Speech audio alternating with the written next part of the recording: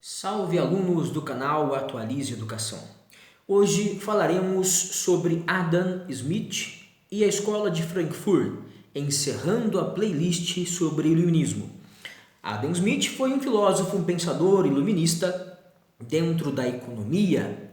Os outros que nós estudamos anteriormente, Montesquieu, Voltaire, Rousseau, D'Alembert, Diderot, Kant, John Locke, falaram da sociedade, falaram da política, da cultura, da religião, mas Adam Smith é o iluminista que fala com mais propriedade da economia na sua obra A Riqueza das Nações. Depois encerraremos o vídeo mostrando como o iluminismo se tornou o contrário do que ele queria ser. Bem, Smith nasceu em 1723 e faleceu em 1790, uma vida de quase 70 anos, uma vida longa. Todos os iluministas parece que se alimentavam da razão e viviam vidas muito longas. Quase 70 anos foi a vida do Adam Smith na Escócia. Bem, ele pregava essencialmente a liberdade econômica frente ao Estado.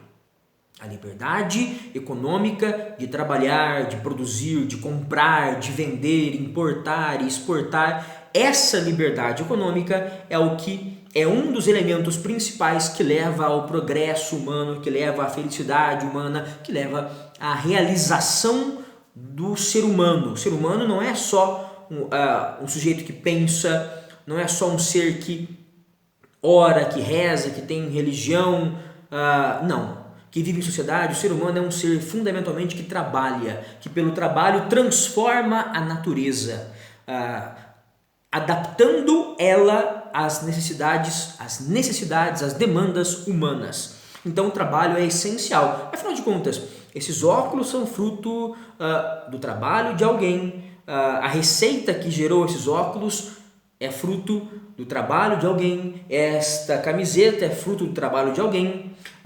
O meu conhecimento também vem dos professores que me deram aula, enfim, dos livros que eu li, que foram escritos por outras pessoas. O trabalho está à nossa volta. O trabalho é essencial para o ser humano e Adam Smith sabia disso. Portanto, o trabalho deveria ser livre das amarras do Estado. E como o Estado, que naquela época era o antigo regime, amarrava a economia lá nos anos de 1700? O Estado fazia um monopólio comercial, um monopólio estatal. Como era isso? O rei dizia, somente esse grupo de nobres, ou somente eu, rei, poderemos fazer o comércio do tabaco ou do açúcar, impedindo a livre concorrência. Ora, se só o rei vende, compra, produz algo, ou se só um grupo de nobres faz isso, ou se só um grupo de burgueses faz a mesma coisa, se há um grupo de pessoas apenas que produz ou vende algo, esse grupo de pessoas abusará dos preços. Não haverá livre concorrência, não haverá qualidade se você é o único que produz em uma ilha deserta água de coco engarrafada. Você vai engarrafar a água de coco misturada à água do mar, porque só tem a sua água engarrafada para ser bebida. Enfim, quando você não tem concorrência, você não capricha no seu produto. Quando você está casado e acha que a sua esposa não vai procurar outro, você não capricha mais no visual e, enfim, está no caminho certo para ser trocado. A concorrência é fundamental na vida, percebeu Adam Smith. Então, o Estado deve dar liberdade para que as pessoas comprem, vendam, trabalhem, importem, exportem. Liberdade. Assim, o talento de cada um e a vontade de cada um fará com que a produção seja cada vez melhor, cada vez mais barata, cada vez com maior qualidade. Uma outra coisa que Adam Smith criticava era o pacto colonial. Afinal de contas, as metrópoles, Inglaterra, Espanha, Portugal e outras, exploravam as colônias. O Brasil, que era colônia de Portugal, que era a metrópole do Brasil, o Brasil era obrigado a vender a sua matéria-prima, ouro, algodão, tabaco, açúcar, para Portugal, ao preço que Portugal queria. Em contrapartida, o Brasil ficava proibido de fabricar produtos manufaturados em fábrica. Não havia fábricas no Brasil colonial. O Brasil deveria importar esses produtos, comprar de fora, do exterior, esses produtos industriais, digamos assim.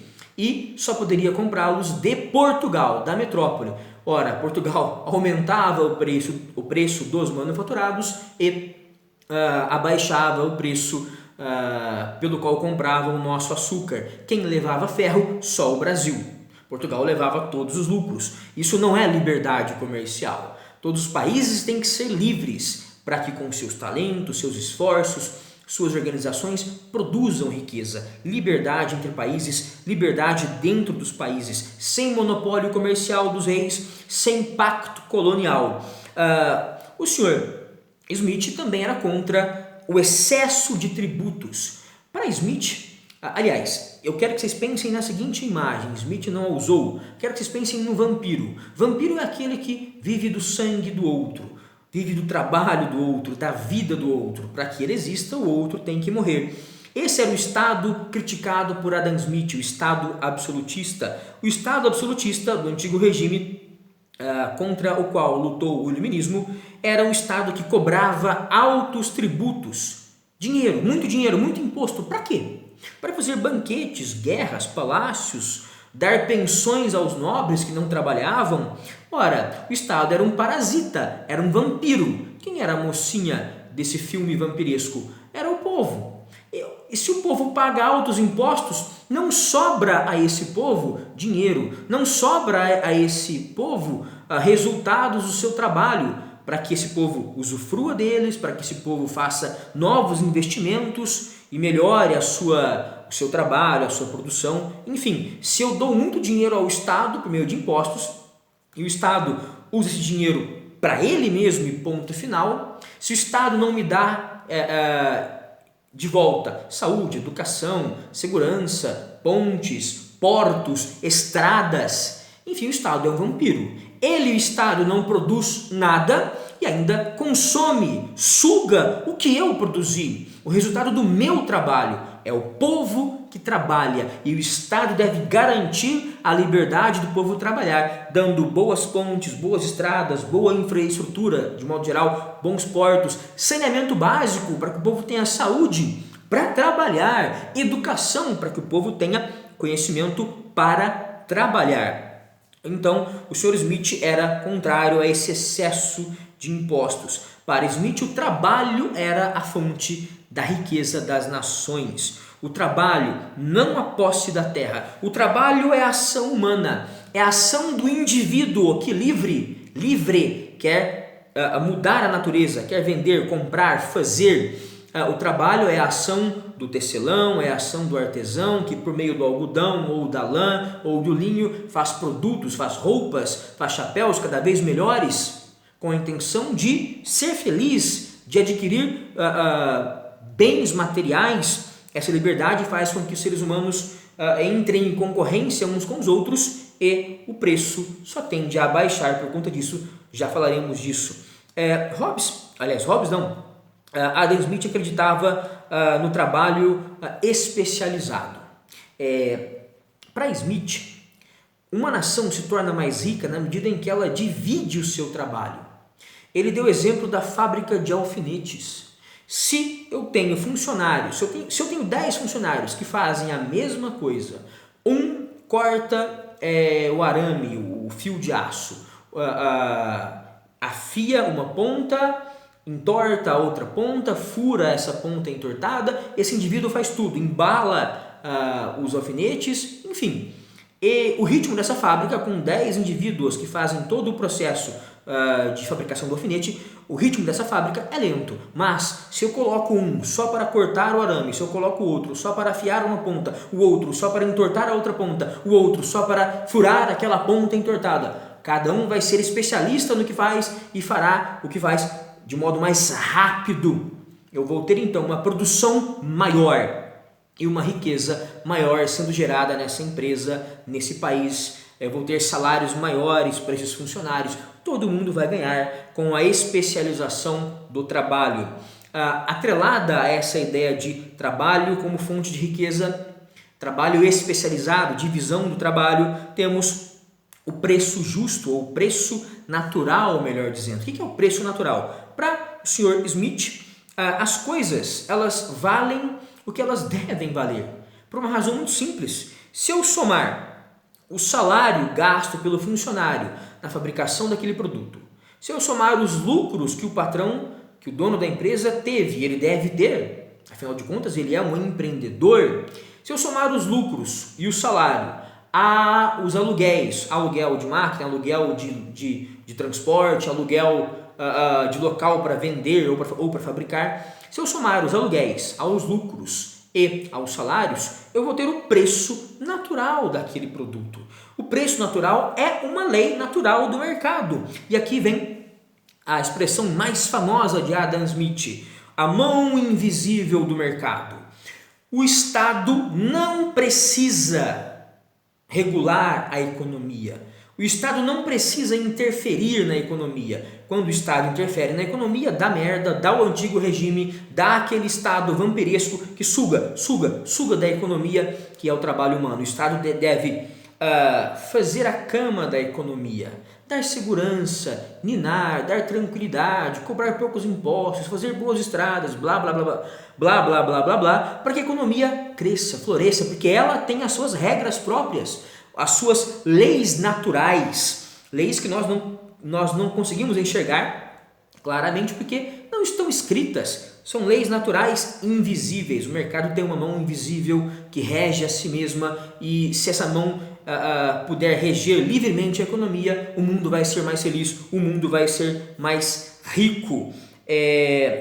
Bem, falamos agora há pouco da lei do preço natural, e aí vem a lei mais famosa dessas leis naturais, a lei da oferta e da procura. E com essa lei da oferta e da procura vem um outro preço, não o preço natural, mas o preço de mercado. Se a população exige muito a compra de uma coisa, por exemplo, aparelho de ar-condicionado no verão, a demanda aumentou, a procura aumentou, logo a oferta vai ser menor, portanto o preço vai ser maior. Se eu tenho uma oferta, uma fabricação menor de aparelhos de ar-condicionado e uma procura maior procura, maior demanda, menor oferta, o preço do ar-condicionado ofertado vai ser menor. No inverno, poucos procuram, há pouca demanda de ar-condicionado, então o preço é maior, porque vai sobrar mais ar-condicionado sendo ofertado na loja. Mais ar-condicionado sendo ofertado na loja, maior oferta, menor procura por causa do frio, preço abaixa. Esse é um mecanismo natural para Smith, bom, por uma razão muito simples. Se chegamos ao verão, há poucos aparelhos de ar-condicionado fabricados e expostos nas lojas. O verão faz com que a sociedade exija mais ar-condicionado. A demanda social aumenta. E aí, os fabricantes vão fazer o quê? Os comerciantes? Trabalhar mais com ar-condicionado para atender às necessidades da sociedade. Assim, todos ficam felizes. O comerciante e o fabricante sabem quais as necessidades, porque a sociedade pede, ela pede procurando, e a sociedade fica feliz porque toda demanda que ela tem vai ser atendida pelo mercado. O mercado se regula, todo mundo feliz, felizes para sempre. Mercado e sociedade é a mão invisível do mercado, descrita por Adam Smith. Enfim, isso é uma aposta no individualismo, longe daquele clima do antigo regime em que toda a coletividade, artesãos, médicos, professores, profissionais liberais como um todo, comerciantes, camponeses, tinham que fazer esforços, trabalhar para sustentar lá em cima aqueles vagabundos da nobreza, do clero e da realeza. Isso é afastado, esse coletivismo que servia aos vagabundos lá de cima é afastado por Smith em nome da liberdade, de que todos trabalhem e possam acumular suas riquezas e serem felizes. E essa história toda do iluminismo, que envolve autonomia, que envolve reflexão, que envolve crítica aos governantes, críticas à religião, como diria Kant na aula, como falamos de Kant na aula passada, como diria Kant, essa história do iluminismo exigir ou querer a autonomia do ser humano, a maioridade intelectual. O ser humano ter um conhecimento e uma coragem suficientes para criticar a tradição, o governo, a religião, criticar de modo sensato, inteligente, buscando a melhoria da vida social. Esse objetivo do iluminismo, de fazer um mundo mais justo, mais científico, mais verdadeiro, com menos injustiças sociais, com mais clareza, com mais crítica, esse mundo não conseguiu se realizar.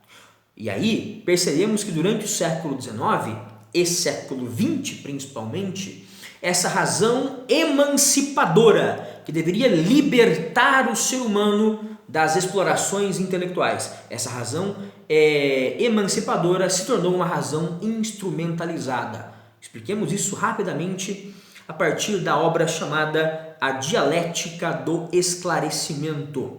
Essa obra, publicada em 1947, repito, A Dialética do Esclarecimento. A dialética, portanto, do iluminismo. Iluminismo e esclarecimento são a mesma coisa.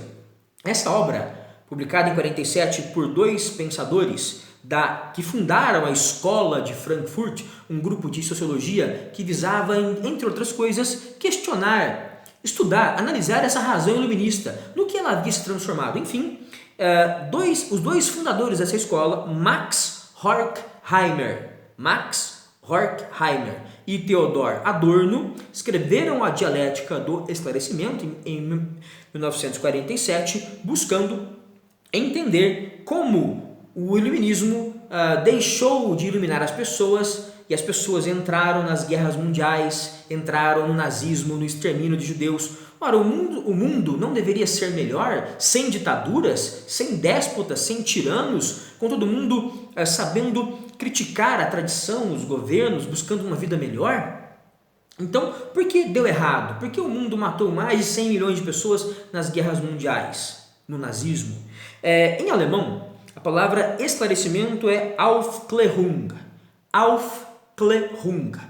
Esse Aufklärung, do qual falavam Horkheimer e Adorno, ele na sua origem, lá no iluminismo, era o que nós falamos, essa autonomia, essa busca por uma razão que iluminasse as pessoas.